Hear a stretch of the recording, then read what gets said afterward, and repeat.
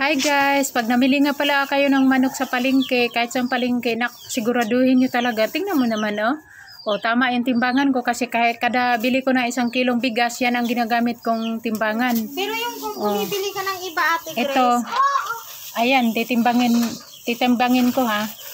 O, 1 kilo yan bili. Tingnan mo naman. Teka lang, naglag. Ayan na guys, naloko kami ng kasama ko magbili ng ng manok. Tingnan mo naman, oh.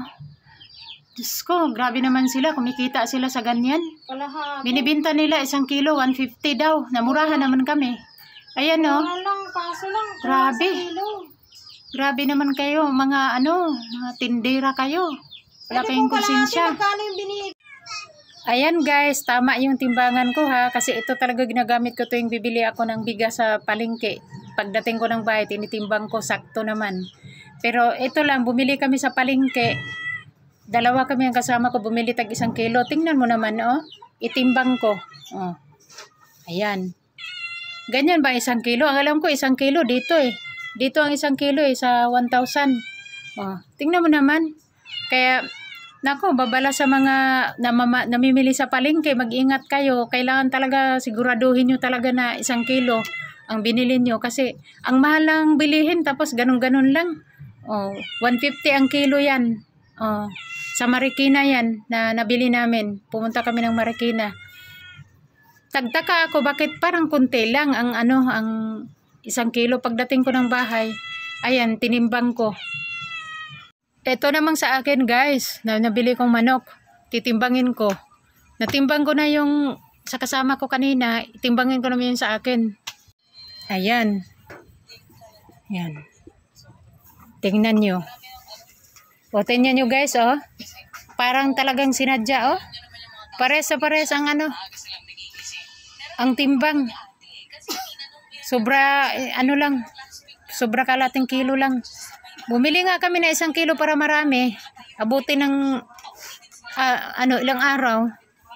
Nakabili pa kami sa Mandaraya, ayan, oh. O, 1 kilo binili ko, dapat ang guhit na sa 1,000. Subok na subok ko tong timbangan na to. Pag bumili ako ng ng bigas, 1 kilo, tinitimbang ko pagdating. Tama naman. Kaya yan. Babala sa mga namimili sa palengke. Nako, wag kayong basta-basta bumili ng timbangan na hindi nyo nakikita. Kasi ang binilhan namin, hindi namin nakita yung timbangan. Basta lang sila chop, tapos timbang, hindi namin nakikita. Kaya pabala sa mga namimili, tingnan nyo talaga kung ano yung timbang. Kasi tulad yan, sobrang tiwala namin. Mali pala ang pagtimbang, oh. Oh. Paano pa pala, ang dami pa nila mabibiktiman yan dahil maaga pa kami bumili. Tanghali kami bumili. Oh, hanggang gabi pa, ang dami pang mabibiktiman nila yan. Ikabado ako kanina pa. Sabi ko, bakit kaya ganyan? Pag bumili naman ako ng kalahating manok, ang dami. Halos 2 araw na may maulam kasi madami. Ito, 1 kilo pero kunting-kunti lang. Kaya, tinimbang ko. Ayan guys, pag namili ako ulit, dalhin ko na tong mahiwagang timbangan ko. Ayan.